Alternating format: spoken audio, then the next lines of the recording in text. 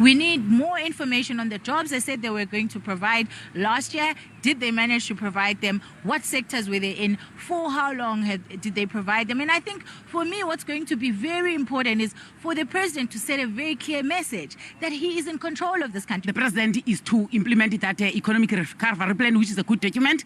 It must make it a point that he enter into a social contract with all other strategic partners, because what is important on each and every economy is the economy that can be able to create jobs. He's got a massive duty tonight of being able to showcase exactly what has happened since the economic reform strategy that he announced.